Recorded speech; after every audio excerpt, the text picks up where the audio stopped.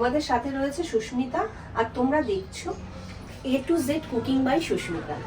আজকে আবারও একটা নতুন রেসিপি নিয়ে চলে এসেছি তোমাদের সাথে শেয়ার করবো বলে। আর আজকে কি রেসিপি বানাচ্ছি ফুলকপি আর পনির দিয়ে একটা রসা। তা পুরো ভিডিওটা তোমরা দেখো, আশা রাখছি ভালো লাগবে। আর ভালো লাগলে কিন্তু লাইক কমেন্ট শেয়ার করতে ভুলবে না। তা চলো পনিরগুলোকে আগে কেটে নিই, তারপর রান্নাটাকে শুরু করব।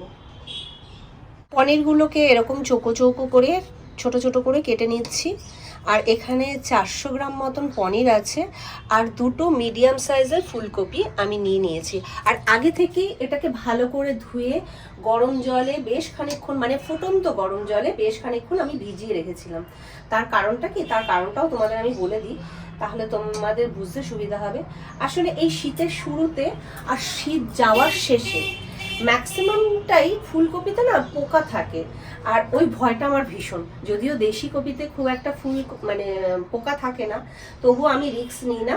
আমি নয় একটু ফুলকপিটাকে ভাপিয়ে নিই, আর না হলে গরম জল, মানে টকবক করে যে জলটা ফোটে সেই গরম জলে ভিজিয়ে রাখি খানিকক্ষণ।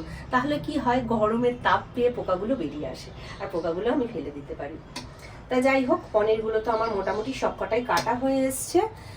আর এই দিকের পনিরগুলো একটু ছোট বড় হয়ে গেছে, আসলে একটু টুকরো ছিল, সেই টুকরোটা ঠিক মতন আমি কাটতে পারিনি। তার কি করা যাবে, যাই হোক রান্নাটা শুরু করি চলো। আর রান্নাটা করব পুরোটাই সাদা তেলে, আর সাদা তেল অলরেডি আমি কড়াতে দিয়ে দিয়েছি, আর তেলটা গরমও হয়ে গেছে। সবার প্রথমে আমি পনিরগুলোকে ভেজে নেব। আর পনিরগুলো যে আমি খুব লাল করে ভাজবো এমনটা নয়, একটু হালকা ব্রাউন কালার হলেই পনিরটা ভাজা হলে আমি তুলে নেব। আর পনিরগুলোতে দেখো সুন্দর একটা কালার চলে এসছে। আর আমি আর পনিরগুলোকে ভাজবো না, এবার নাবিয়ে ফেলবো।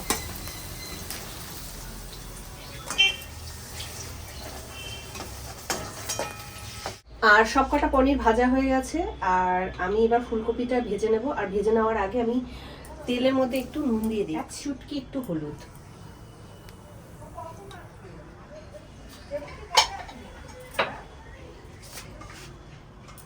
এবার ফুলকপিগুলোকে দিয়ে দেবো।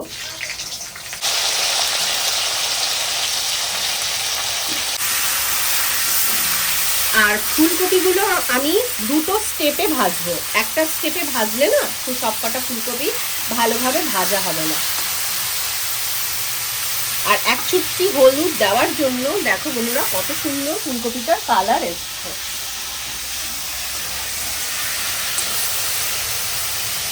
এই রান্নাটায় বেশি হলুদ যাবে না, তার কারণটা আমি পরে তোমাদের বলছি। অর্ধেকটা ফুলকপি তো ভাজা হয়ে গেছে, কিন্তু আমি তো ভুলেই গিয়েছিলাম আমাকে একটা মশলা রেডি করতে হবে।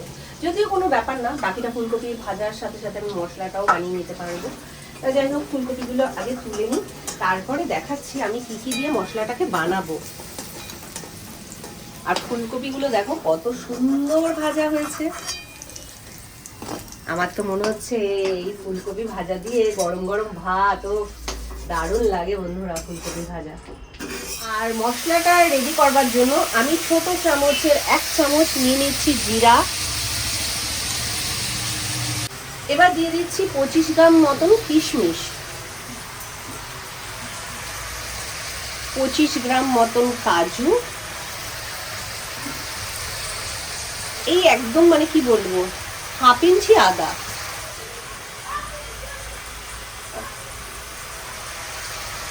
4টে কাঁচা লঙ্কা, আর একটা টমেটো আমি এটাকে কেটে দিয়ে দেবো।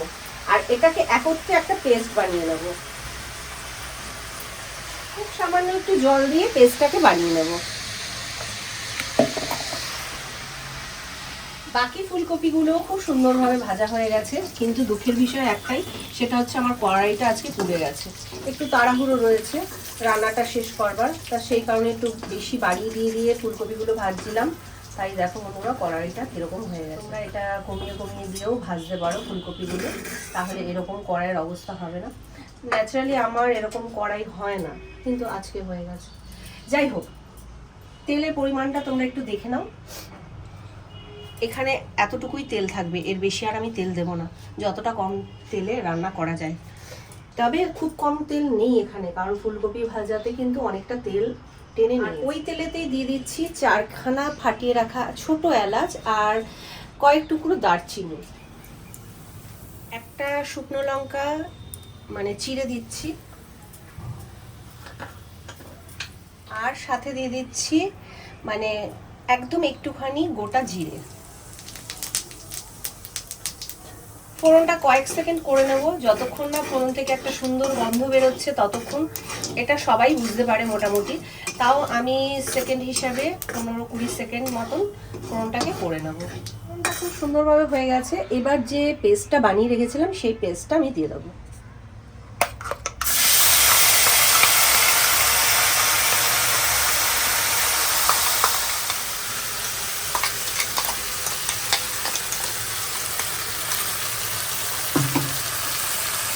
দিয়ে দিচ্ছি স্বাদ অনুযায়ী লবণ, কালারের জন্য দিয়ে দিচ্ছি 1 চামচ কাশ্মীরি লঙ্কার গুঁড়ো, সাথে দিয়ে দিচ্ছি খুব সামান্য চিনি। এবার খুব ভালো করে মশলাটাকে কষিয়ে নেব। মশলাটা ততক্ষণই কষাবো যতক্ষণ না মশলা থেকে তেল বেরিয়ে আসছে। আর দেখো মশলা থেকে তেল ছেড়ে গেছে, তার মানে মশলাটা খুব সুন্দরভাবে কষানো হয়ে গেছে। তা যাই হোক, এবারে মিক্সারের জারটা ধুয়ে আমি একটু জল দিয়ে দিচ্ছি। এবার আমি ফুলকপি আর পনিরগুলোকে দিয়ে দেবো।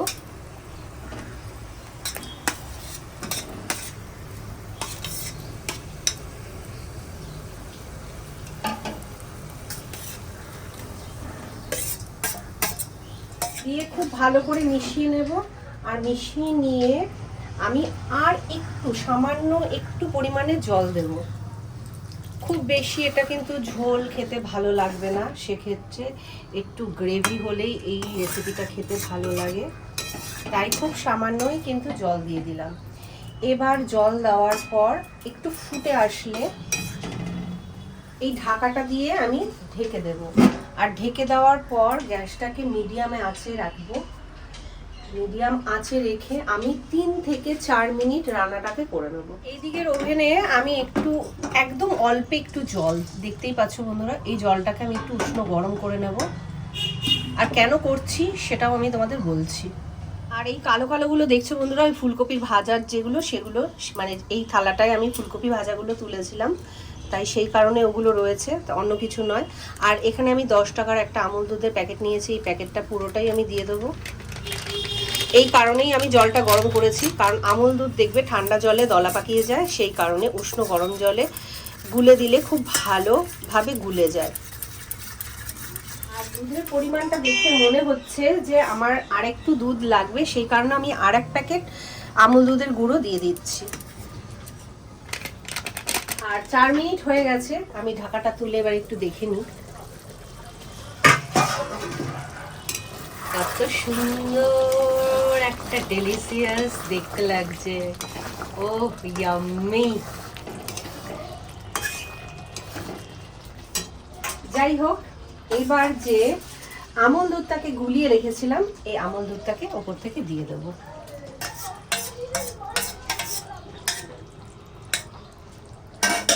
দিয়ে খুব ভালো করে মিশিয়ে নেব। মেশানো হয়ে গেছে। আর ওপর থেকে দিয়ে দিচ্ছি খুব সামান্য গরম মশলার গুঁড়ো।